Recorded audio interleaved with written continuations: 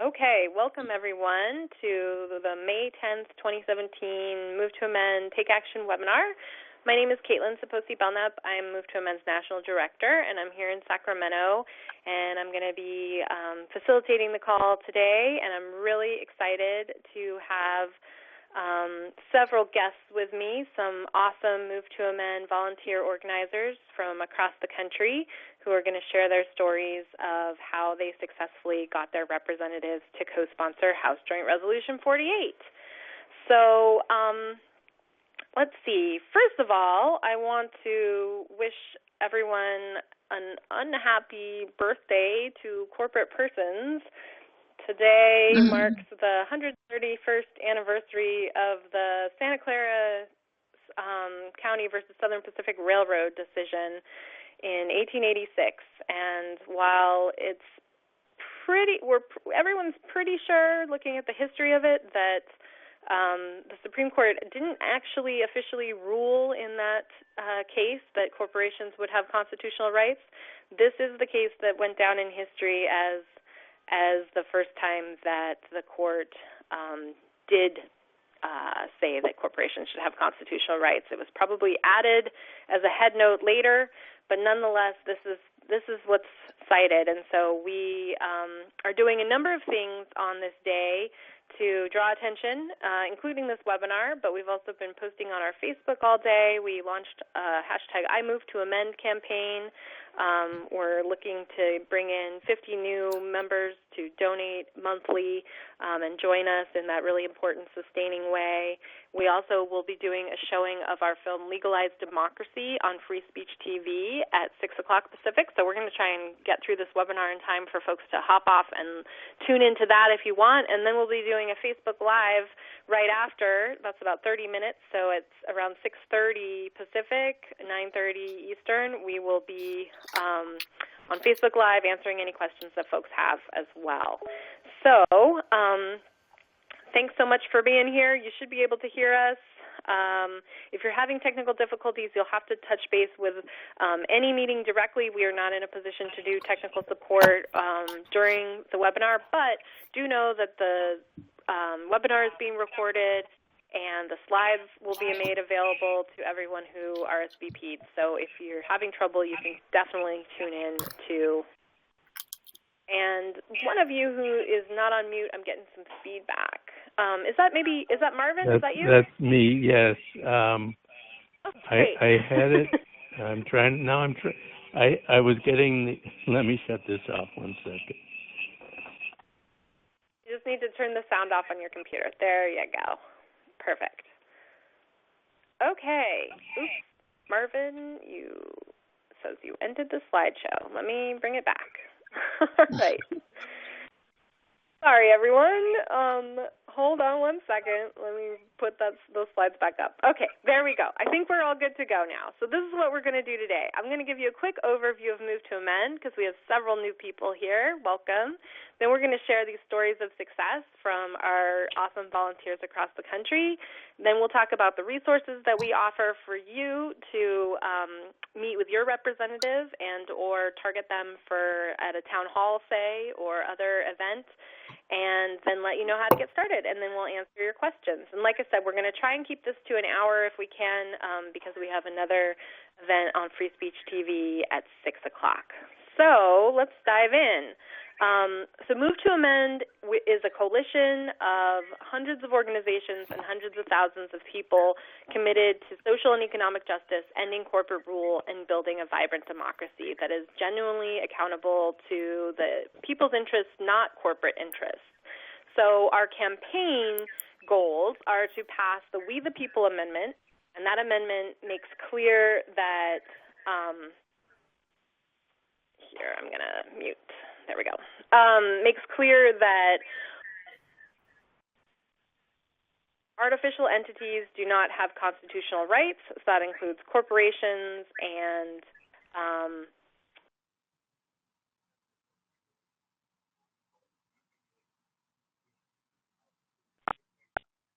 what happened?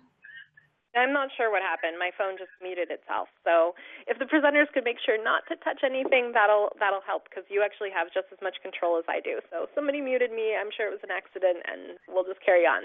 So the We the People Amendment is the only amendment that makes clear that all artificial entities do not have constitutional rights. So that's nonprofits, for-profits, all corporations and unions and any other entity that's created by government, and that money is not speech.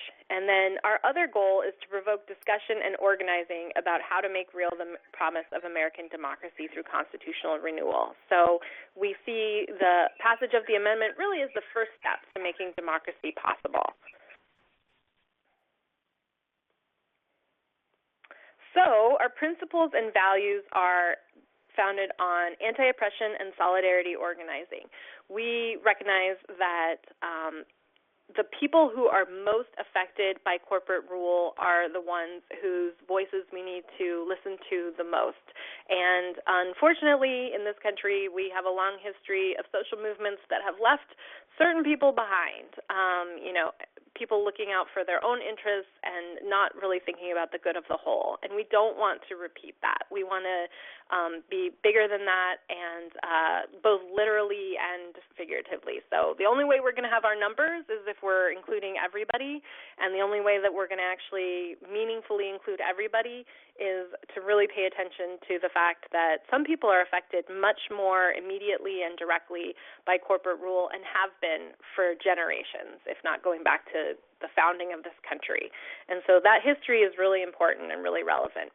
And we need to engage in solidarity organizing because the impacts of corporate rule, people are dealing with those, and there's a lot of people who, it's a question of survival. And so it's not that we want to ask people to stop working on, school-to-prison pipeline issues or economic and environmental justice issues that are, a matter of like life and death and pollution in people's communities, but rather to make the connections to how unless we meaningfully adjust corporate personhood through a constitutional amendment, we won't be able to really make gains in those other struggles. Or if we do, they'll be kind of one-off, and probably some other community will bear the brunt of the fact that we haven't systemically solved the problem. And so that's our job as Move to Amend, to make those connections and engage in solidarity organizing to connect with all the work that people are doing against the symptoms of corporate rule.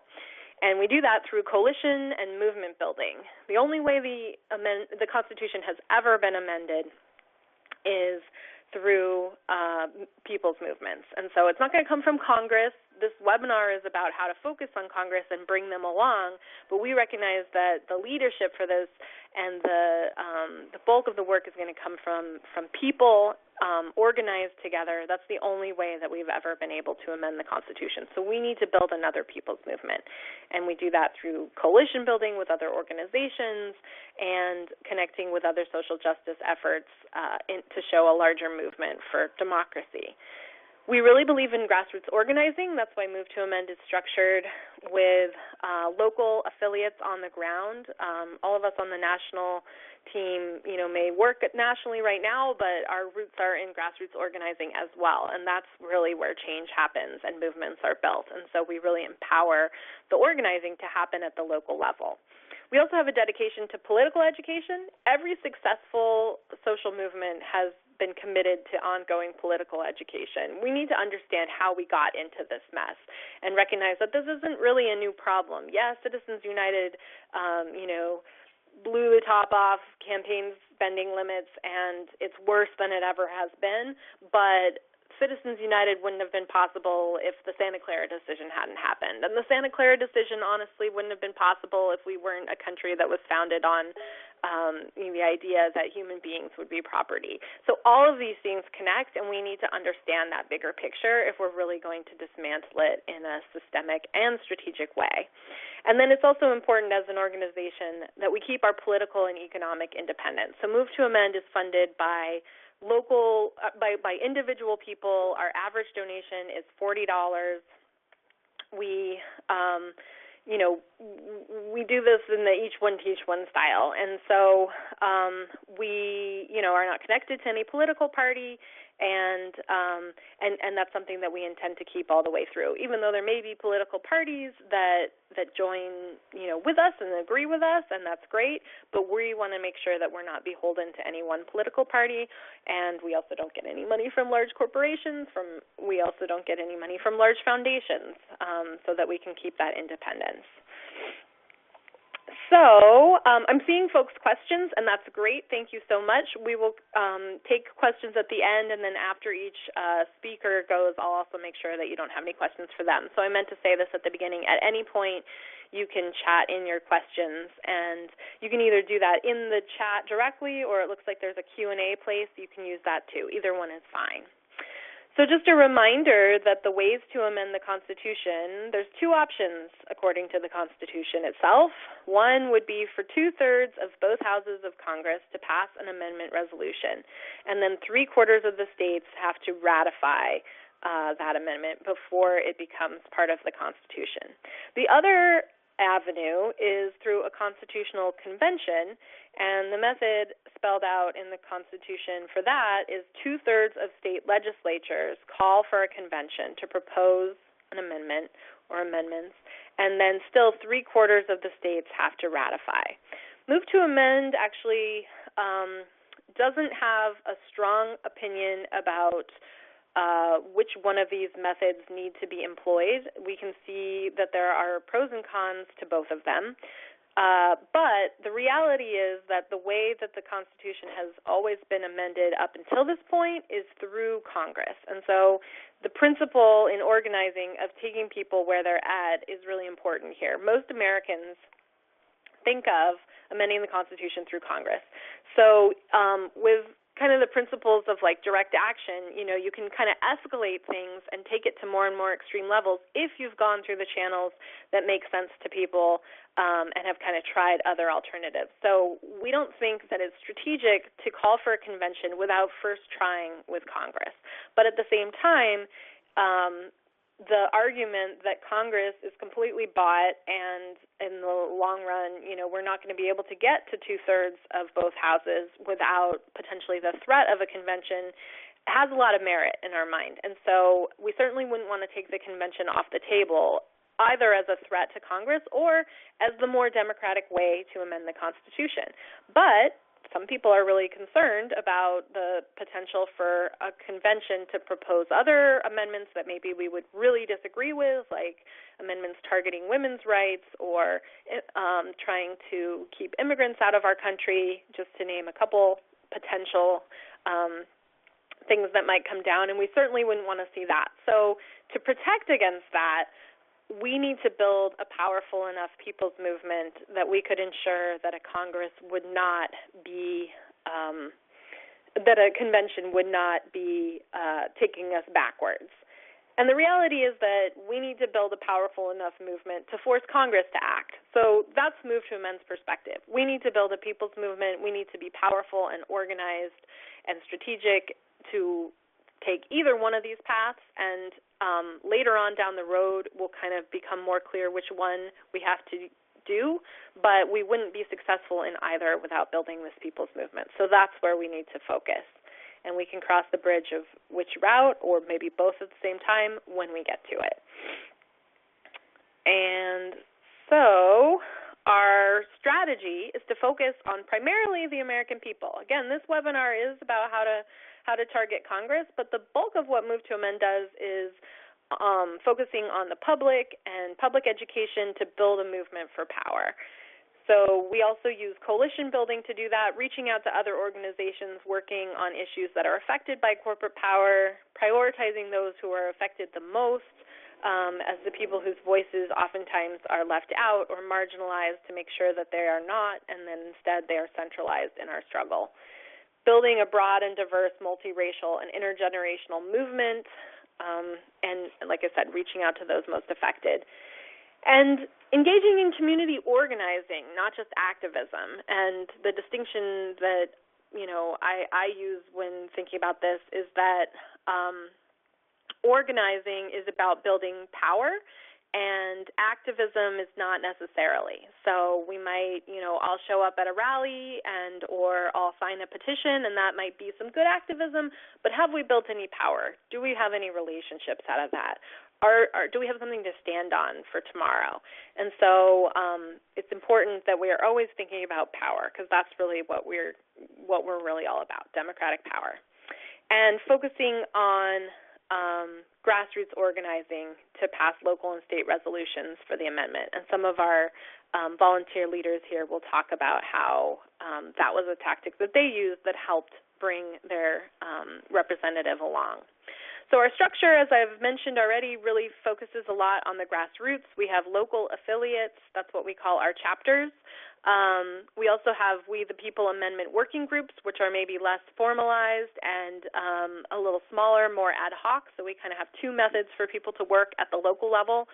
Whenever somebody wants to get involved with Move to Amend, that's really where we encourage people to start, and that's where most of the work happens. And then on the national level, we have a national team, which is our board of directors and our staff team. We have a very small staff team for what we're working on, but we are mighty and work hard and are dedicated. And then we also have national committees that are open to volunteers if folks do want to engage in national work.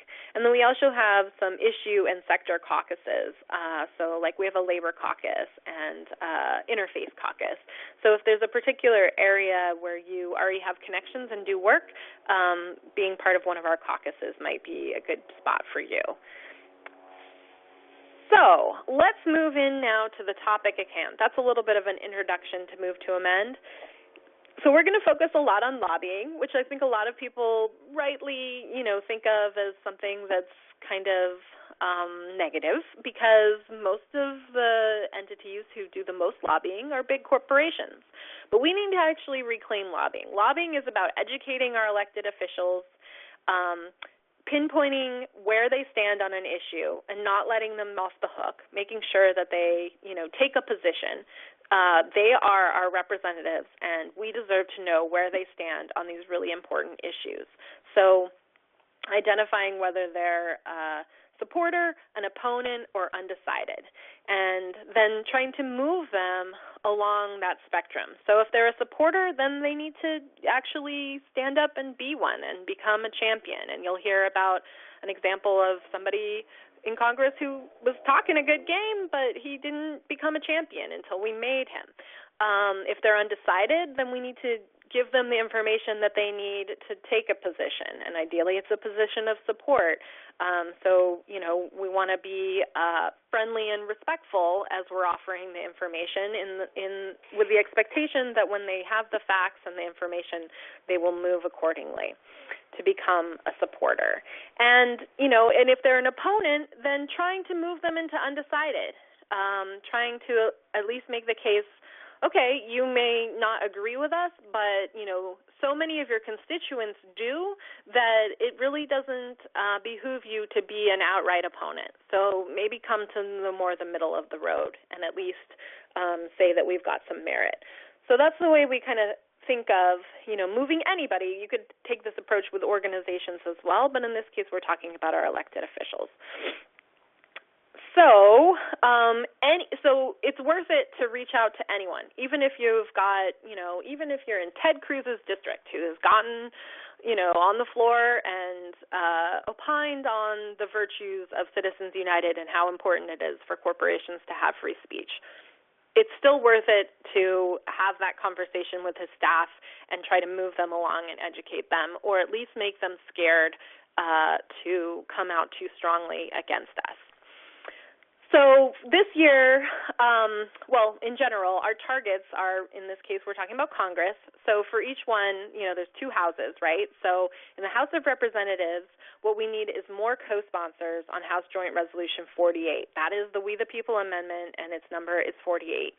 So it has already been introduced in the House of Representatives. In the Senate, we haven't had our amendment introduced, so we need a companion bill. We want the same exact language as we have in House Joint Resolution 48 to be introduced in the Senate, to be Senate Joint Resolution XX. We don't know yet. So for these meetings and for when you're reaching out or if you're thinking about town halls. I mean, mostly it's House members who do town halls, but some senators are willing to get out there with us rabble. And so, thinking about targeting both and being aware that for House members, you're kind of just putting the bill in front of them and saying, here, we need you to sign on. For Senate members, they might need a little bit more coaxing, but it's important to do that because we have to move along. So now I want to share with you some of our awesome volunteer leaders who have done great work to bring their representatives along, and you'll see that it wasn't always easy. So first we're going to go to Carla, who lives in Ohio in Marcia Fudge's district. Are you there, Carla? I am. Can you hear me? Yes, we can.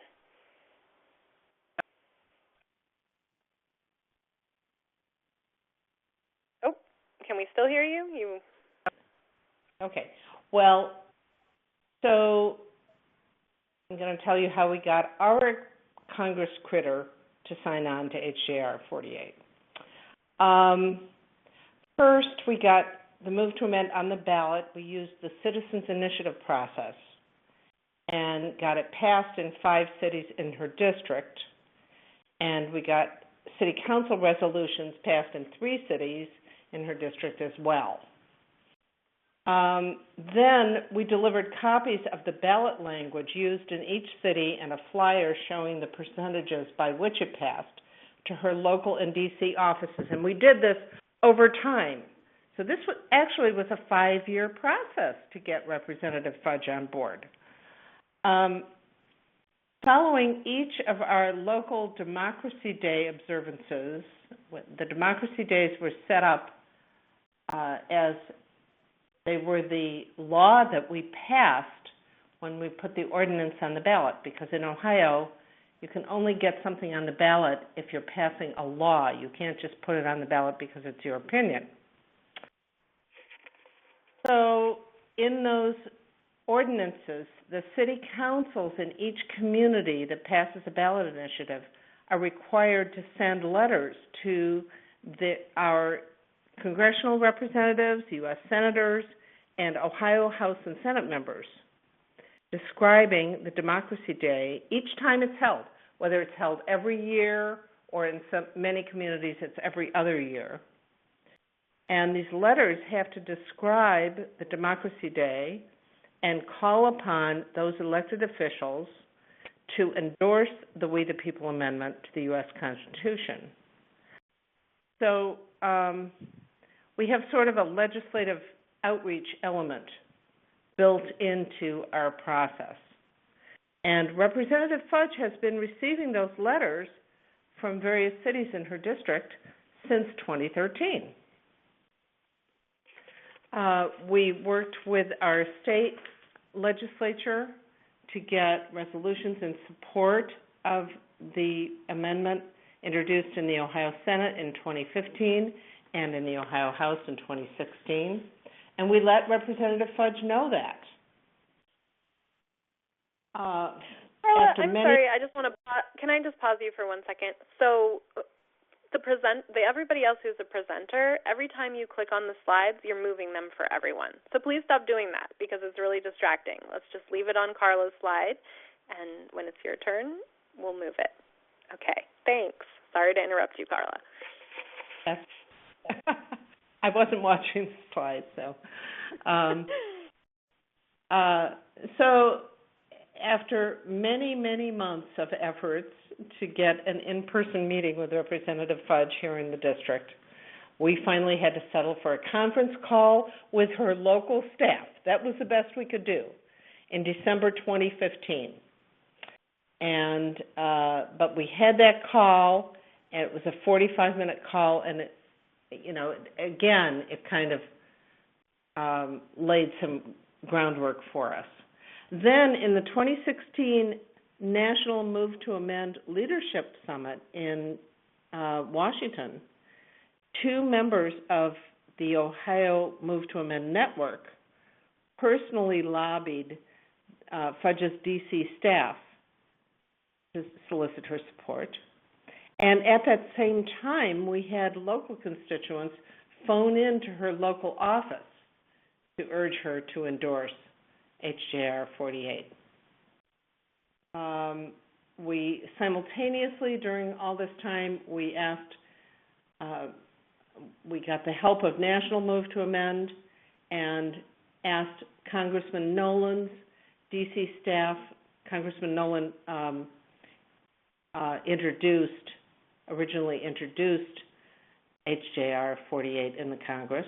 So we asked Congressman Nolan to reach out to Representative Fudge's D.C. staff and talk to them about House Joint Resolution 48. Finally, in February 2015, there was a very, very crowded town hall meeting in Cleveland, and the Ohio Move to Amend Network coordinator, Greg Coleridge, asked Representative Fudge at that town hall meeting if she would co-sponsor HJR 48, and she promised to do so. And on March 15th, 2017, she signed on. In my personal opinion, what really made her sign was Trump's election. But if we had not laid all of this groundwork, it never would have happened.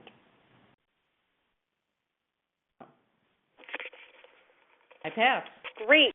Thank you so much for all of that. So we can take a quick moment here if anybody has any questions specific to Carla and the work in Ohio. You can type them in the chat, and I'll make sure to read them off. Otherwise, we can go on to the next one, and you could also ask questions of Carla at the end. But does anybody have any clarifying questions on anything that she presented? Michael is asking, was Democracy Day something you guys got passed? So maybe you could explain that in a little bit more detail, because nowhere else has done that, so it's unique to Ohio. Yes. So I mentioned during all that I said, and I'm sorry I was so wordy, but I mentioned that in Ohio, I don't know how it is in other states that have the right of citizens initiative for citizens to pass a petition and get signatures to put something on the ballot. Not every state has it. But in Ohio, in order to do that, anything that is put on the ballot in Ohio has to pass a law. You can't just put something on the ballot and ask people to vote for it because it's your opinion. It has to be a measure that takes some action. So what would be our action? I mean, we can't pass a constitutional amendment in Cleveland, Ohio, or Lakewood, Ohio, or South Euclid, Ohio. So our ordinance was establishing a public hearing either every year or every other year, as you know, the local communities decided how they wanted to do it, but a public hearing in that city at which people could come, members of the public could come and present testimony about the corrosive effect of corporate constitutional rights and money being considered speech on our democracy at local, state, and national levels. And we have called that a Democracy Day.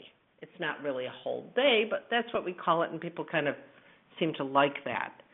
A lot of the ballot language didn't include those words Democracy Day, but they all include establishing this public hearing held by and hosted by the city council and or the city council and the mayor of the locality. And a requirement in every one of our ordinances that we have passed in Ohio is that then the clerk of council, or whatever is the official way that council communicates with the outside world, has to write a letter to all of our elected officials at the state, you know, our representatives and senators at the state and national levels, stating that on such and such a date, the people in Cleveland Heights, Ohio, for example, voted 77% of the people in Cleveland Heights, Ohio, voted yes, we want a constitutional amendment stating that corporations are not people and money is not speech. And those letters have to be sent every time one of these hearings is held. So Marcia Fudge was getting her office, obviously, not Marcia Fudge personally, but her office was getting letters every year from different communities stating that people in that community had just voted for this. So that kind of softens them up, It's a long process. Great way to build pressure and put them on the hook. So folks might want to think about that because not every state allows for the ballot initiative process for resolutions that are non-binding. California doesn't either, but a local resolution that actually is an ordinance that makes some action, makes something law. So in these cases, they instituted a Democracy Day, and it's something that's standing and gone into the future. So whether Marcia Fudge is a representative going forward, or somebody else, this is kind of on record and will happen regularly every year or two, depending on the communities. I want to move on, but there's a really quick question, Carla, that I don't remember off the top of my head. How many total Ohio communities have established this Democracy Day? There's 5 in Marcia's district, but I know there's more than that. 13 statewide. Great. And a total of 26 that have passed either city council resolutions, and the city council resolutions do not create law, but city council resolutions in favor of. So it's a total of 26 that have passed resolutions or Democracy Days, but the Democracy Day thing is 13 communities throughout the state that actually have this Democracy Day going on. Great. Thank you so much for the presentation. And if folks have more questions for Carla, we can also ask them at the end. And so now let's move to Minnesota. Representative Tim Waltz and Barbara Garten is going to tell us about the work that they did there. Are you there, Barbara? I am, yes. Well, thank you so much. So the story I'm going to tell is about a group that is not yet an affiliate that worked in their congressional district to get a co-sponsor. So starting in September of 2016, there were 3 of us. I was working at the time as the state coordinator, but with 2 constituents of Tim Walz, prepared for a meeting. These 2 other women had never done this sort of thing, but with the resources that are on the Move to Amend website, they prepared. We had a pre-meeting to sort of practice, make sure we knew what we were saying. We went into that meeting with staff, I think, really prepared. I'm very proud of Jane and Julie, who really presented as a constituent of Representative Walz. They did research on his record, on his positions on things, what his strong interests were. They linked that to their own personal story. National had provided us with a list of petition signers from his congressional district. We had left them with a package. We had business cards made up for all 3 of us. And we ended that expecting that we would get a response from him. And, of course, then they sent thank yous. I think that was probably the first contact that his office had with Move to Amend, and I think that it really set a great tone.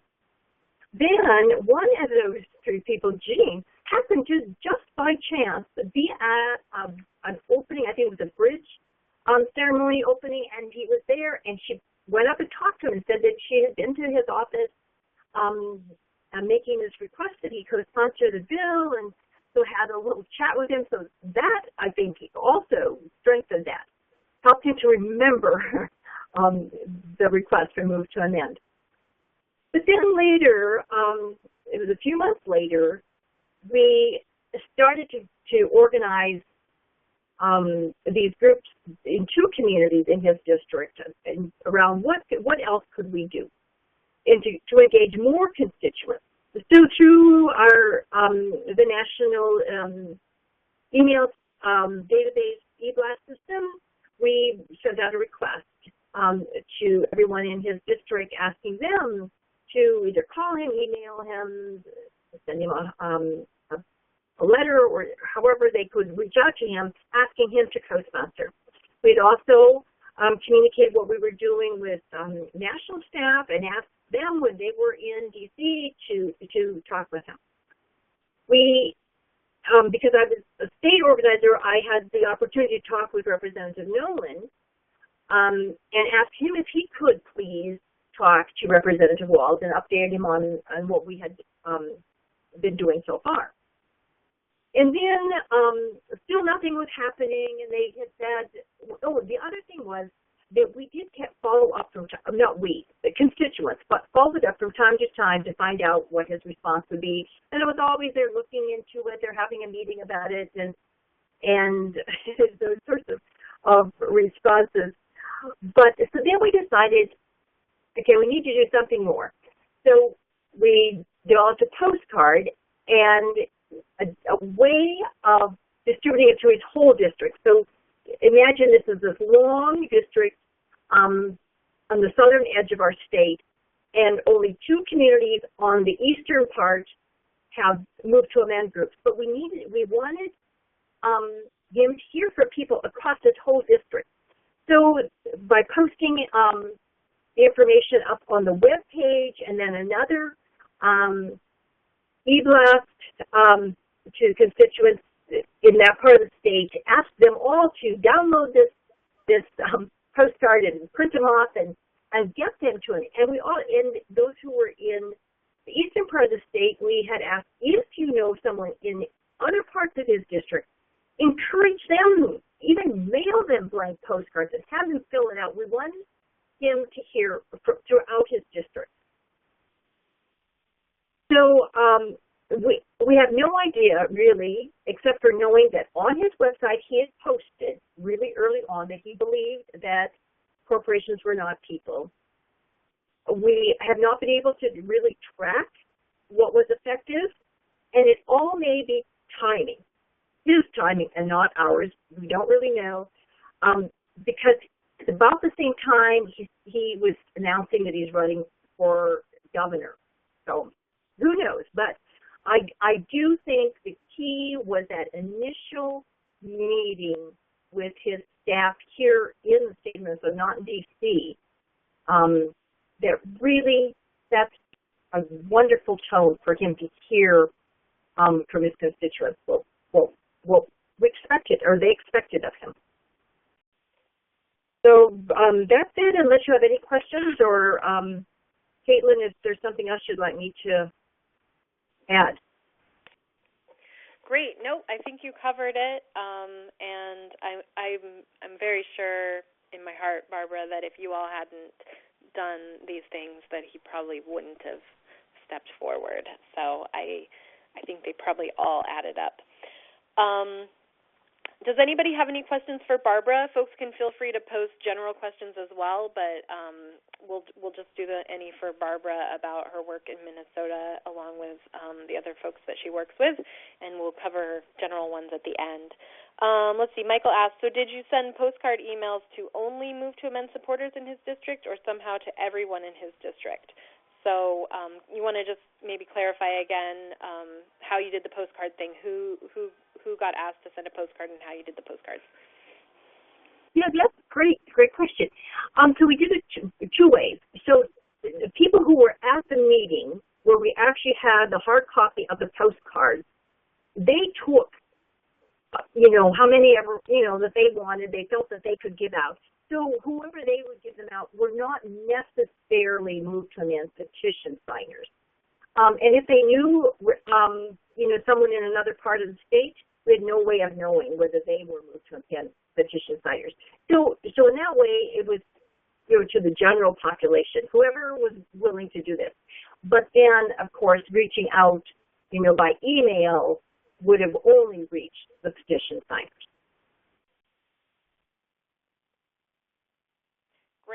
Great. Thanks for clarifying. And I just included a link for everyone that you can actually click on, since you can't click on the slideshow, to their template for the postcards that they made. So thank you so much, Barbara. Again, if folks have more questions about the work in Minnesota, you can ask that at the end, too. This won't be your only chance. Let's keep moving along, though. Next up is Representative Jared Huffman, who was one of our very first co-signers, actually in the last Congress and the one before, when it was first introduced. And Margaret is going to talk about how we brought him along. Are you there, Margaret? I am. Can you hear me? Yes, go ahead. Hello? Okay. So, yes, so Jared Huffman was number 3 after the 2 that were the initial introducers. So he was, we got a new district because of the census. So in 2012, we had a brand new district.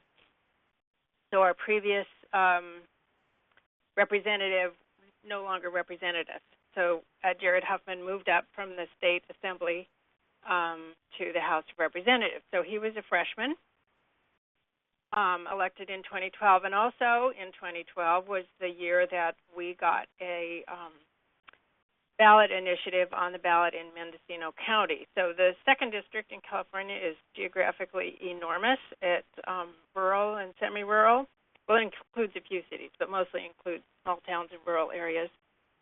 And half of the western half of the state north of the San Francisco Bay. So it's geographically a huge area.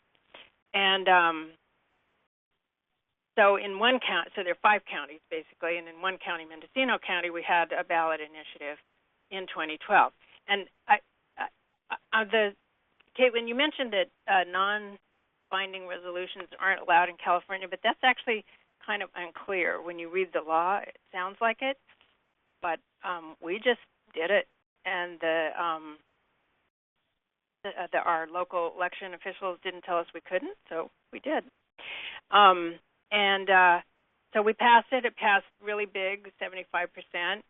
So then after that, we got every incorporated city in our county, plus the County Board of Supervisors, to pass a resolution in favor of an amendment.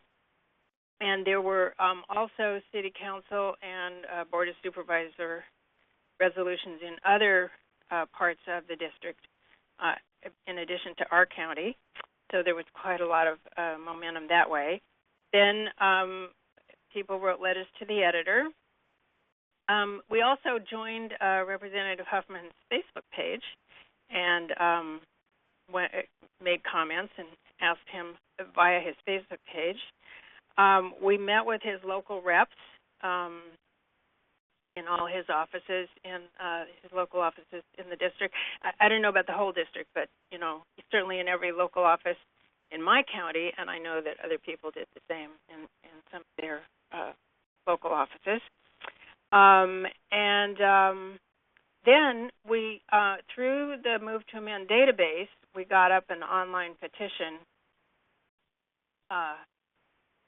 asking him to co-sponsor. And so the story is that when he came to the Labor Day picnic here in Mendocino County, one of our members approached him to bird dog him, and he said, quote, "You can stop pounding on my door. I'm going to co-sponsor." So that's how that happened. I wanted to also mention, though, we've made a big effort to educate his staff and to continue educating his staff locally. And then when we had the lobby day, even though he was in Washington, even though he's already co-sponsor, we made an appointment with his staffer in Washington who has that issue area to make sure that she understood the issue. And then continued to write letters to the editor when it's appropriate. So whenever he's had a town hall,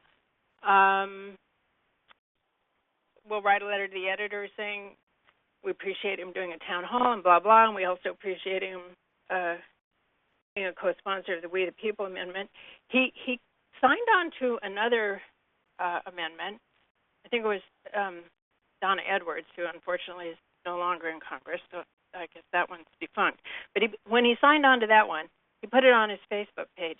He never did put that he signed on to the move to amend We the People Amendment on his Facebook page. But the last town hall he had here, there were about 400 people. Someone in the audience asked him about corporate personhood, and it was not someone I recognized, so not someone who's an active member of our Move to Men group. But, we've been keeping up the public education here just to keep the issue alive. So he said in this town hall, he said, quote, "I support the move to amend." So so that was the first time he gave Move to Amend specifically public recognition. So I think it's been important to campaign on him to get him to co-sign, but also to keep the issue alive and to keep it in the public awareness. And it's moved him along to, more visible and more public support besides just co-sponsoring, which a lot of people wouldn't really know about unless they happen to look it up or be specifically interested. That's what we did. Great. Was that the end, Margaret? That's the end. I'm trying to make it quick. Excellent. Great. I'm so glad that you underscored that last point of really making him kind of take ownership of his support for Move to Amend. And also just as people are typing, if you have any questions for Margaret, you can type them in. And as people are doing that, I'll just mention that when he first ran for office, Move to Amend's headquarters used to be in California District 2, and so I was actually on a host of a radio show where he was a candidate for him, and he was a speaker, and we tried to get him to commit, and he at that point said, addressing corporate personhood is going too far. All we should do is overturn Citizens United. So he moved from a very explicit position that is not Move to Amend's position to a town meeting in front of 400 people saying, I stand with Move to Amend. So that is thanks to all of your work and also really solidifying it, thanking him publicly, kind of making him own that Move to Amend support. So good job. Marvin is just asking to elaborate about the online petition. So maybe I can actually do that because we set that up for you. We have the ability, if folks want, to set up a petition that is different than the Move to Amend national petition that calls on, it could be a city council to pass a resolution or a particular representative to co-sign, and then you can use those names and the number of them to make the argument. We also use the number of people who signed the Move to Amend petition to say, this many people in your district are calling for it, but if we want to have language that is more specific to say, you, Jared Huffman, we want to see you do it, we can set that up for folks if that would be helpful. And again, we can do that for... Yeah, so if I could... Yeah, go ahead. Step in. So one of our members prepared a petition specifically about co-sponsoring the We the People Amendment, and then through the Move to Amend database, we sent it to every person in the Move to Amend database in District 2, and asked them to sign it online, and then that was forwarded to Jared Huffman's office. I don't know how many signatures there were. Do you remember, Kaylin? I don't remember. I know it was a couple thousand, which for that district isn't, is pretty good because, like you said, it's pretty rural, but I don't remember because it was a while ago. Okay. All right. So we've got 3 more. So let's move along. And, again, you can ask your general questions anytime. We'll make sure to circle back to them. And then if you have particular questions for the speaker, we'll make sure that those get asked right away. So next up is Oregon, and Barbara Council is going to tell us about their work there. Are you there, Barbara? You might need to take yourself off mute. There's Washington on Nope, this is Oregon's next. If you're using the slides that are printed, I actually accidentally left Oregon out. So Okay, can you hear me Are you there, now? Barbara? Yes, we can. Go ahead. Great. Yeah, we have a great group of hardworking people in the Portland area and Oregon, and we started basically in 2011, so we've had a long process and a very persistent process. But because in 2011 it was still pretty unfamiliar, the concept of corporate personhood, and even Citizens United, not a lot of people were familiar with. So we chose first to educate ourselves about corporate personhood, and we did a history of it thanks to a group called the Women's International League of Peace and Freedom. They had a study guide, and so we did a 10-week study guide a couple different times so that we could talk about it and really understand it, because it was a concept that I personally did not understand. So I think we did self-education first, and then a lot of persistence, bird dogging.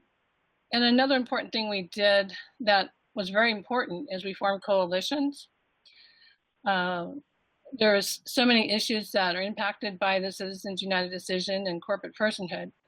And so different groups that we would work alongside with, like the Sierra Club, 350.org or 350PDX, fair trade, all these issues, education, unions. There are so many groups that are impacted by the concept of corporate personhood. So it was a slow process, but it really made a difference, because once we began educating ourselves and educating the public, and by educating the public, I mean we did things like we tabled at street fairs, at farmers markets. Eventually, we started getting invited to other coalition meetings and coalition forums. That was very important. And we took the opportunity when Move to Amend offered to come and have a conference, maybe 1-day conference or 2 or 3 day conference. We took that opportunity and put that out on our social media and to all of our coalition members to participate in these forums. And we also began educating our representatives. And thanks to Move to Amend's awesome resources, we would put together packets of information. We also did postcards. And the way we did that was anytime we tabled, by tabling at street fairs and other events and actions, we would have people sign postcards. And so we stacked them up and we would take them directly to their office in person. And at that same time, we would take information about Move to Amend and pamphlets, a lot of information. So, we also went to town halls, and we learned to take, if we're going to go with a group of people from Move to Amend, or people that supported the 20th Constitutional Amendment, to put people in the audience all over, because we found out that at these forums or town halls, they began to know who we were and they wouldn't call on us. So we had several people in the audience to ask questions, to bring up the concept of a constitutional amendment. We also signed petitions and collected as many signatures as we could and turned those in. And I think it really made a difference going to DC and visiting the offices. I think that kind of pushed it over the edge, but we had also visited Blumenauer's office and Bonamici's office many times, and we got no's. I had talked to Blumenauer both personally and at town halls, and he was on the fence about it. So was Bonamici. She understood the concept. She did not like the Citizens United decision, but they would not give us a definite sponsorship. And I had directly asked Blumenauer, I think it was 2 years ago, if he would be a co-sponsor or pledge to amend, and he said no. But last year, he finally did become a co-sponsor, and then this year, Bonamici did. So I think what pushed Bonamici was Trump getting elected and his attitude. I could tell that she, I went to a town hall and she was very upset about the Trump election and what's going on with the Trump administration. So also we took the opportunity to support different groups. I think for the last, I'd say 4 years, we've marched in a parade that's very special in Portland. It's one of the largest gay pride parades on the West Coast. And the response was amazing. So we're not supposed to hand out literature at that parade, but we did when people asked. And we had members dress up as Supreme Court justices, and the ones that we felt were more oriented towards corporations, they wore these logos over their Supreme Court gowns, and people loved it. We got a great response. So I would say, because we've been working on this so long, it's just persistence, and forming coalitions is very important, because for each group, there's always an issue, like say for the Sierra Club and 350 PDX, decisions are made between using, polluting the environment, and Lemonar brags about how clean Oregon is and how hard he works on it. So we had to we used that issue. But Amici was concerned about jobs and education, and so we used that issue. And so we have a large teacher group on board, and environmental groups on board, trade groups on board. So, and probably a few others that I can't think of at the moment, but I think that's very important. So I pass. Great. Thanks, Barbara. And thanks for underscoring that point about bringing in people that your targets are likely to listen to, because they're from constituencies that are maybe near and dear to them, and through the lens that they kind of can relate to. So does anybody have any other questions? There were a couple in the comments, and we just answered them directly. I want to make sure we don't run out of time, because we do need to end right at 6:30. So we've still got enough time to have. We have two more, and then we have a couple points about what we have to offer to help you. So looks like no questions. Again, you can ask at the end too. Thank you so much, Barbara, and the folks in Oregon. So next up are our friends in Washington. And Judy is going to talk about Derek Kilmer specifically. He's not the only co-sponsor in Washington, but he is the one that she and her group have been targeting, because he's their representative. So are you there, Judy? Yes, I am. Can you hear me? Go ahead. Okay, so as you probably all know, we passed Initiative 735 in November, and it was the result of lots and lots of work collecting signatures over the past few years, and we made the effort 2 years in a row, and finally were successful the second year.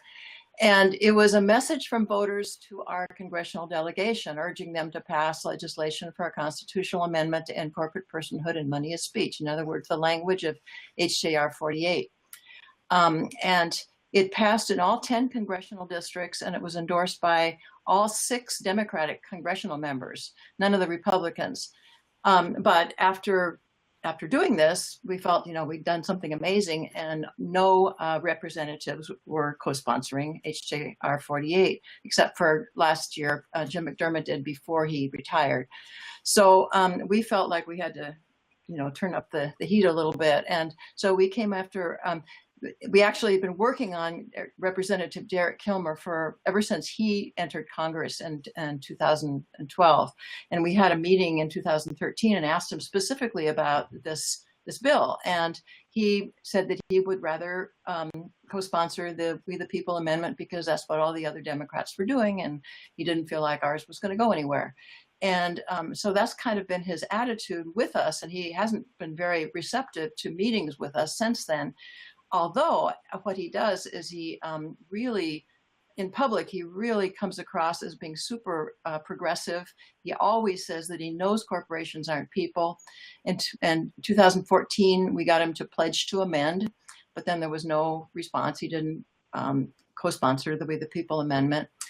And then right before the election, this past election, we asked him in a town hall if he would co-sponsor HJR 48, and in his true fashion, he answered profusely about all the things he was doing that related to ending corporate power, but he completely snowed everybody, including the local press, who was sure that that meant that he had co-sponsored HJR 48, which he hadn't. So we felt like we had to challenge this facade by getting lots of his constituents to call him and email him and speak up at his town hall meetings. But we really needed his constituents to understand that even though they may have signed the petition and voted for the initiative, that we couldn't do this without our congressional reps, and that our members of Congress like Kilmer were trying to get off the hook by being co-sponsors of HJR 31, which is the weak bill that really doesn't have any teeth in it at all. So we wanted to include this as we educated people about what we wanted them to do. And so we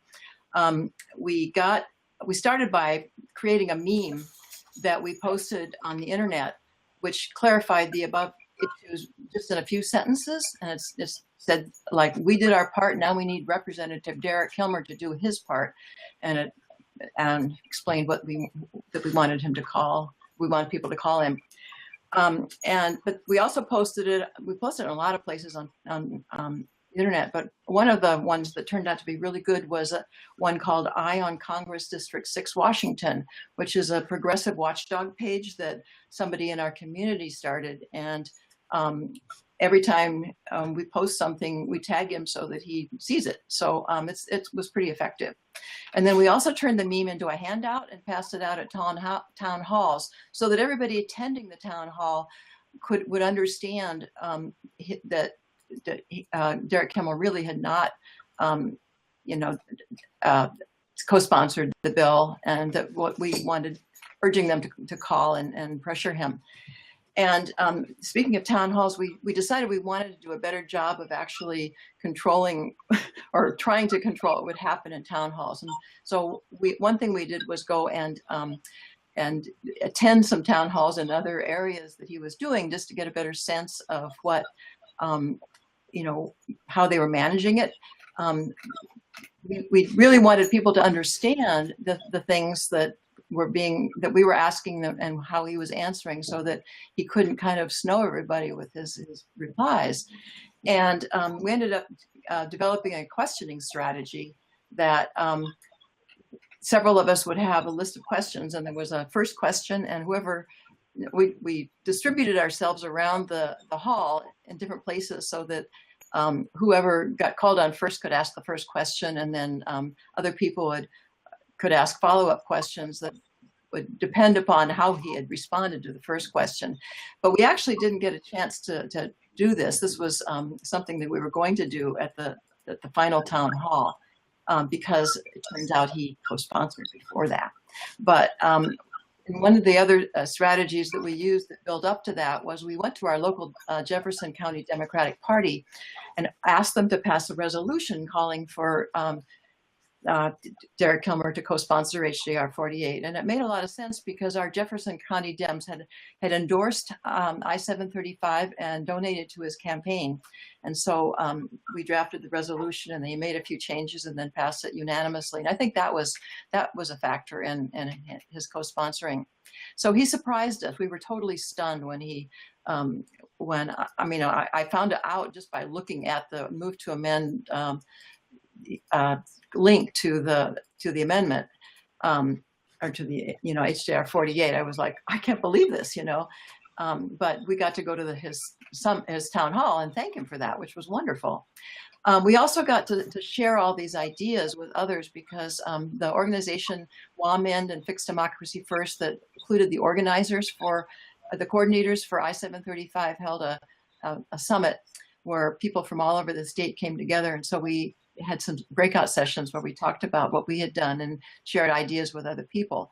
And later on, I found out that the idea for the questioning strategy was used by some people in town halls with Susan Del Bene. And as we know, Susan Del Bene is now a co-sponsor of HJR 48 too. So it's having some traction. I've been sending the memes and the the flyers out to other people that are working on town halls with other representatives. And we're really kind of hopeful that we'll get more of them. As I said, 6 of the Democrats had endorsed I-735. And so we feel like that we may be able to get a few more. We may not make any progress with our Republicans, but it'll be really great if we can get a few more on.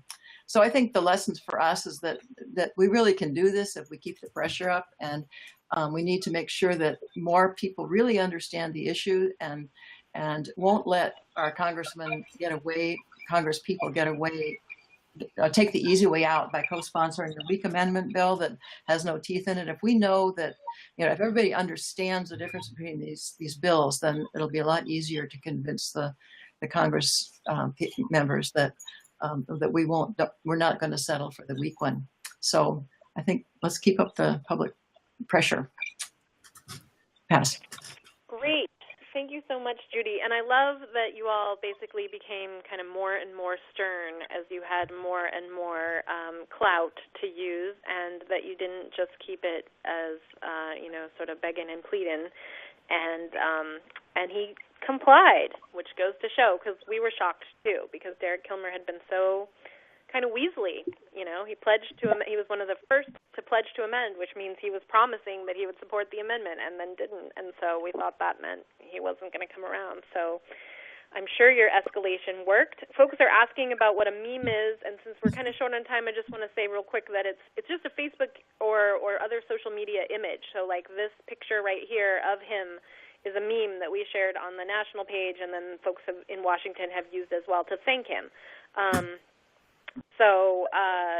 That's, but you could also create one that, kind of tags him so that he can see it as it's kind of shared around. And folks are asking if we can get that example. So we'll include in the resources for this all the examples of the resources that folks use. So we will make sure that you all can see both the meme that they've used and also the question kind of escalation that they used as well. Does anybody have any particular questions for Judy before we move on to our last presenter? Okay, looks good. Thanks so much, Judy, and folks in Washington. Great work. And last up, we'll do Hawaii, and then I'll share with you all, the resources that we have available so that everybody knows about those and kind of how you get started. So Marvin is going to talk about what it took to get Tulsi Gabbard on board, who you'd think would be a co-sponsor right from the beginning, but even she took some coaxing. Are you there, Marvin? You want to make sure your phone is off mute. You can press *6 to do that. And I cannot unmute you, so you'll have to do it. You press *6 on your phone.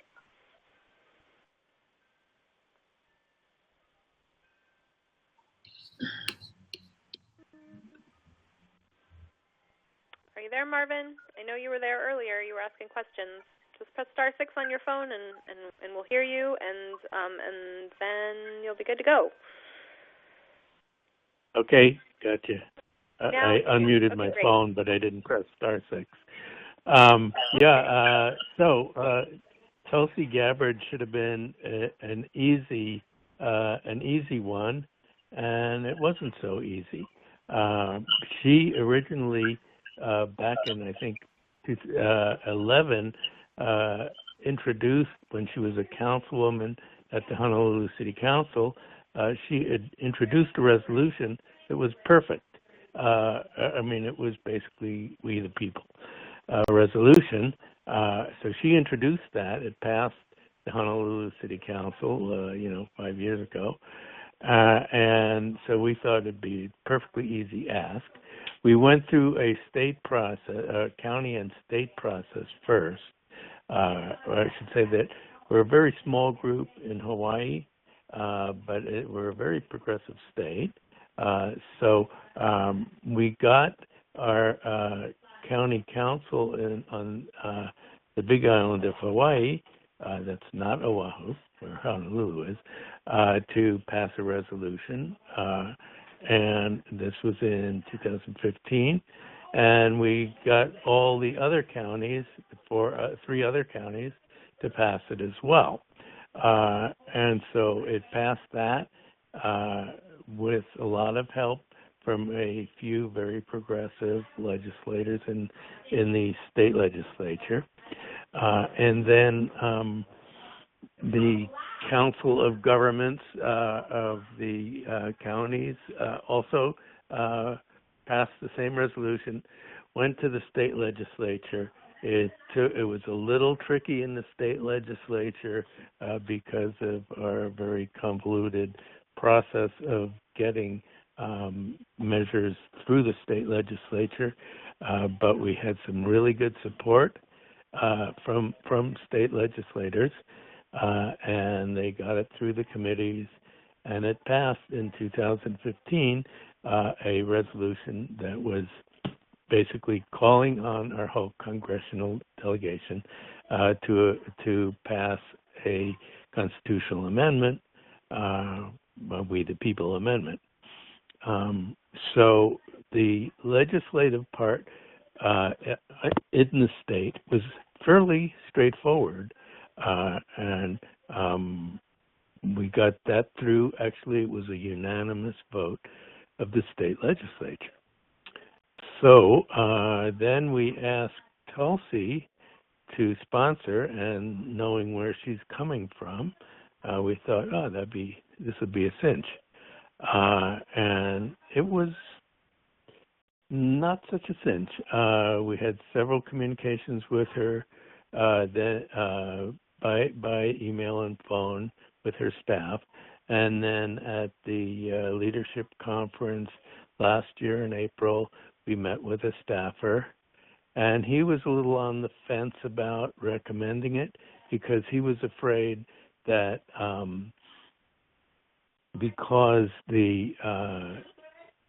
because so many Democrats, only Nolan, the Republican, had sponsored it, and so many Democrats and no Republicans, that this was strategically bad. So we had to explain to him that, this is a long process, this is a 10-year plan, and it's transpartisan, and et cetera, et cetera. And so he said he would support it, but nothing happened. We left him with a list of all the petition signers in state of Hawaii, and he thought that was pretty effective, but nothing was happening. And then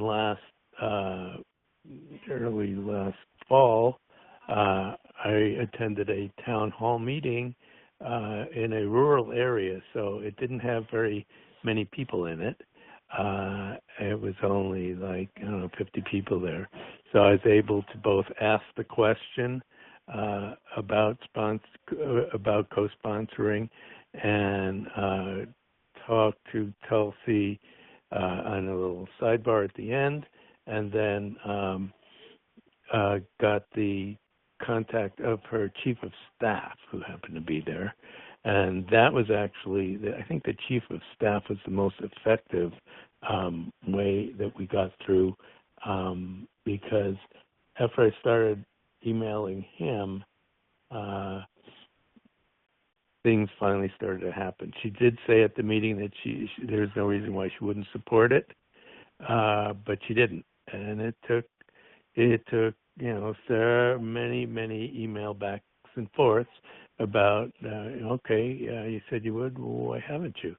And so finally she did toward the very end of last year. And then when it came time to re-up on in the new Congress, that should have been automatic, but that took many emails and goads and so on to get her to do it. So long story short, she is on board.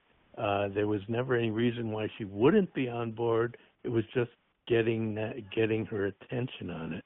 And now we need to do the rest of our congressional delegation, because we do have a very progressive congressional delegation, and there's no reason why they shouldn't support it either, including both our senators. So it was a success story, but it required a lot of bird dogging. And I pass. Great. Thank you, Marvin, and thanks for your perseverance there. So does anybody have any questions for Marvin?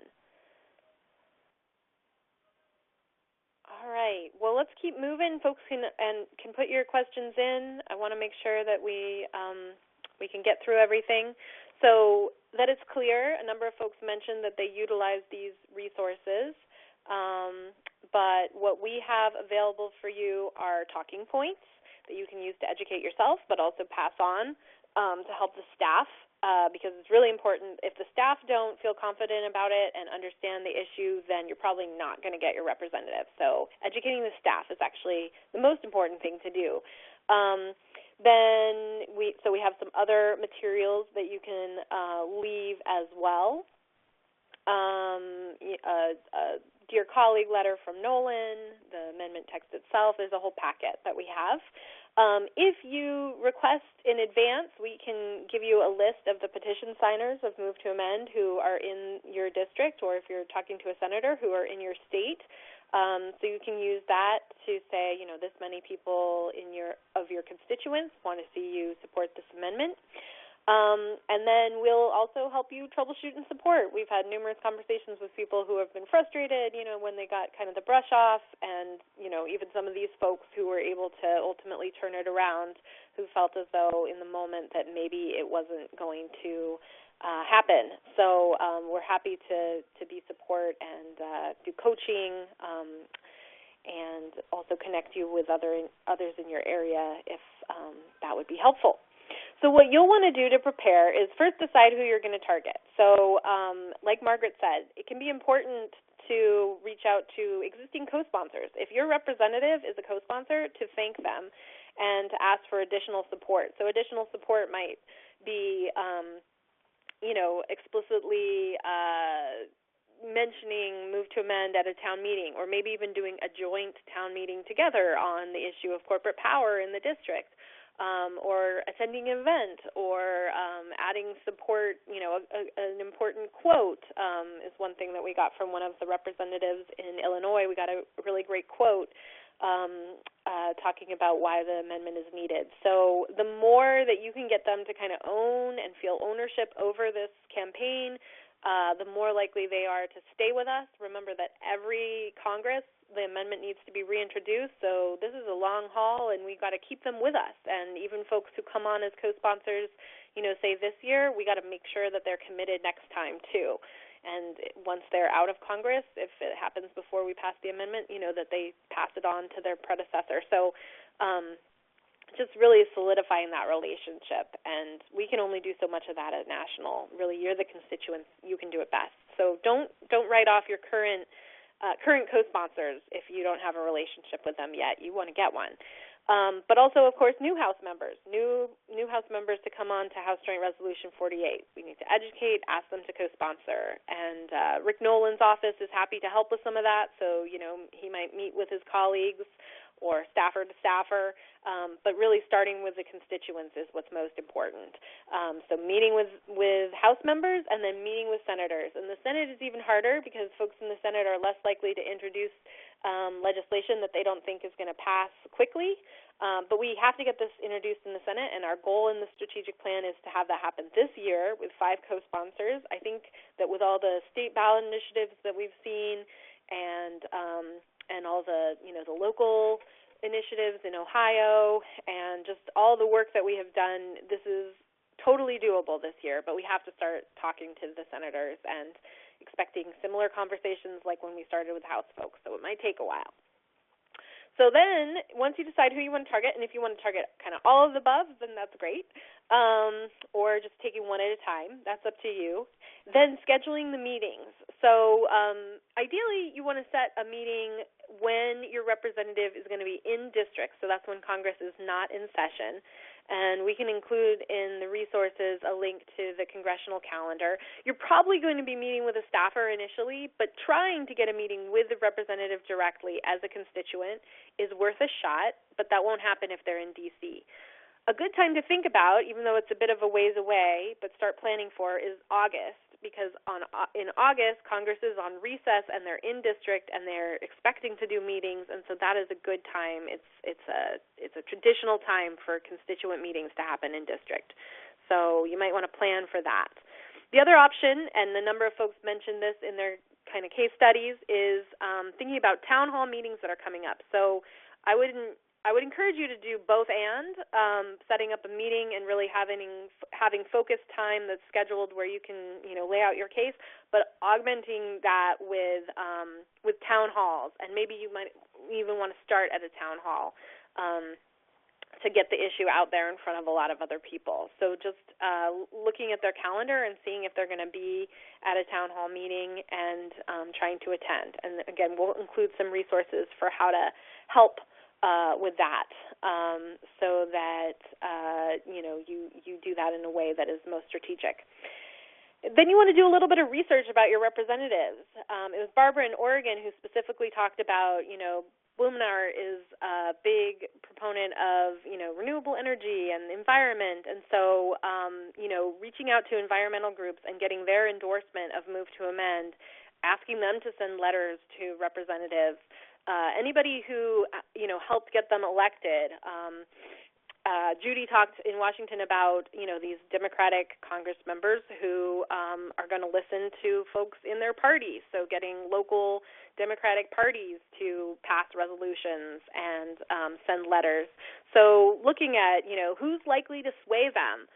Sometimes it also might be an individual, just a friend of the Congress member who could put a word in, worth a shot. So doing a little bit of power mapping and research on this person or these people so that you get a sense of who they're most likely to listen to. Maybe it's union members. Maybe it's the Republican Party, and so maybe you want to do a presentation to the Republican Party. We do have, a Republican Party that put Move to Amend in their platform in Iowa. So, it's not off the table to approach Republicans. And then a list of endorsing organizations in your district, and we can help you with that. And if the numbers are slim, this is where you want to kind of go back and maybe shore that up and get some more before you get started publicly. So then, before your meeting, you want to get familiar with the talking points, which we provide. You want to practice telling your story. Why do you support the We the People Amendment? Speaking from your own words makes all the difference and is most compelling. And then, like I said, learn a little bit more about your representatives. If you can bring some folks from these groups that they support, then all the better.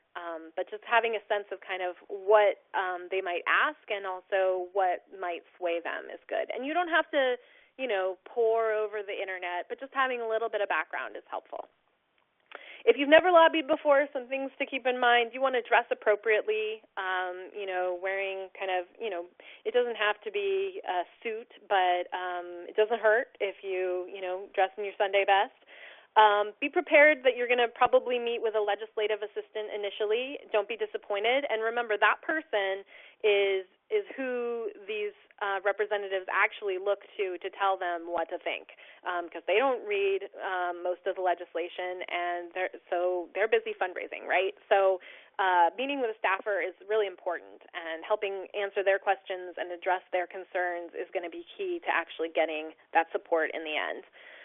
Staying on topic. You can chit-chat a little bit, be friendly, but remember that you probably only have like 10 to 15 minutes, so getting to the point, that's what they expect, and you don't want to run out of time and not get to your ask. Ask them for their point of view on the issue, so leave enough time to get their feedback. If they have questions that you can't answer, write them down, and we'll either help you get the answer or we will follow up and can answer their questions if it's like something technical or legal and you don't feel comfortable. So give them a chance to give you feedback. That gives you a lot of information about where they stand or what the hurdles might be that we're going to need to work together to overcome. And then when you finish the meeting, you want to leave the educational information. We suggest putting it all in a folder and leaving it with them, your contact information, and then offer to be a resource. And in a lot of cases, our volunteers have become the people who these representatives and their staff actually call when they have questions about issues around corporate power. So you want to be that resource. Certainly Nolan's office does that with National Move to Amend. We get calls from them frequently asking for feedback and info about various things, and so you want to be available as a resource and an asset in that way. And if you can, take a picture. It is important to document this stuff, and we would love to share it. So take a picture and share it with us. So when you're lobbying and also when you're in town halls, don't make statements that assume that others share your political views. Kind of stay on topic. Remember that this issue has broad appeal to 80% of Americans. So you don't need to get all partisan about it because this issue actually is transpartisan. So kind of keeping on this topic will serve you, and you won't get into a debate or argument on something else that maybe will taint the perspective on this topic. And be respectful. I really like how the folks in Washington, escalated against Kilmer, but also were respectful the whole time. So, we might need to hold our feet to the fire a little bit and not let them off the hook, but we also can be respectful about it, and that will go a long way and get a better response. And stay focused on Move to Amend, because that's what you're there for, and you have a limited amount of time. And then after your meeting, we will have a report form on the page where we have all the resources on this topic.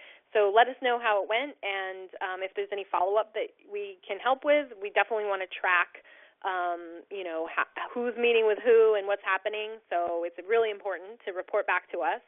It's also really important to send a thank you letter, and we'll provide a template for that.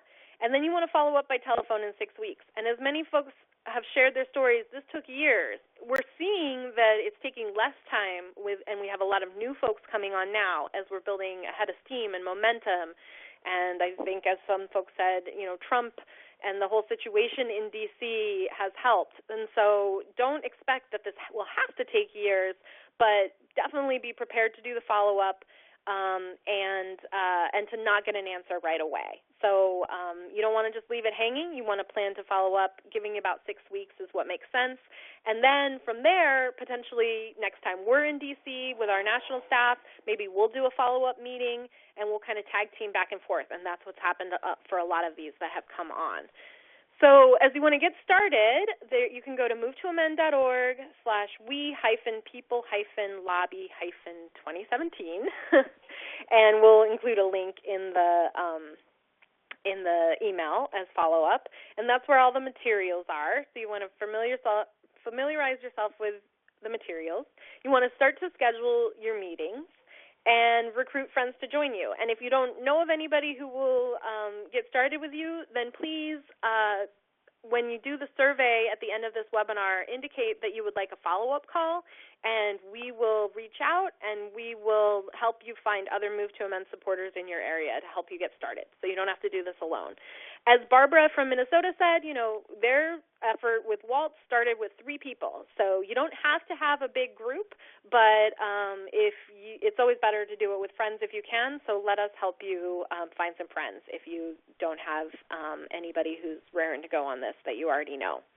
And please make sure to keep us in the loop about your plans so that we can fill you in on any background information and anything you need to know, and also help you troubleshoot. So I've got this slide here that says questions, except for I am already late to this Facebook Live that I'm supposed to be doing on Free Speech TV. So I see folks have been posting comments and questions in the chat, and some of the other leaders have been helping to answer them. So thank you. If you want to post a question here real quick, we can make sure to follow up with you if there's something you're wondering about that we haven't answered yet. And again, as follow-up, there's a survey at the end of this webinar once we close, and there's also an opportunity to ask questions there, and also to let us know if you'd like a call so that we can follow up and address anything or walk you through this, troubleshoot, give you some confidence and a pep talk, whatever you need, we want to help provide it. So please stay on to the end and fill out the survey. It shouldn't take you very long, and that gives us a good sense of how this went as well. And here's our contact information. If you have any questions, you can call us, you can email us.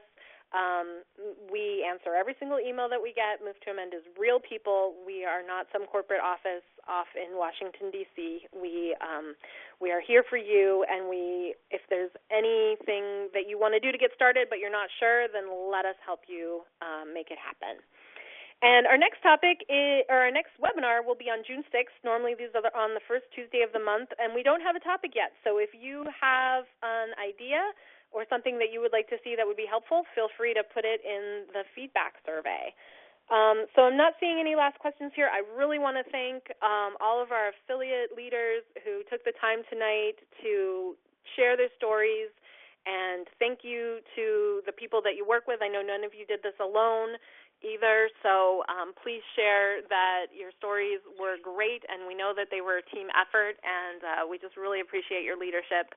And the fact that we are currently at 37 co-sponsors, and I feel like I might be saying 37, it might be 38, but we're at 37 or 38 co-sponsors. Our goal for this year was 35, and so we're well on our way towards next year's goal, which is 45. And we really need your help to get the rest of the way, and we really need your help to get some senators. So I hope that everyone who's here will take a moment to fill out the survey, let us know how we can help you plug in, and thanks for taking the time tonight. I look forward to working with you. So please be in touch. And with that, I'm going to close this out, and your screen will be taken directly to the feedback survey. So if you'll just take like 3 minutes. And then if you want to join me on Facebook for general questions about Move to Amend, you can go to our Facebook page, which is facebook.com/move2amend, and I'd be happy to see you there. Okay, good night, everybody. Thanks for tuning in.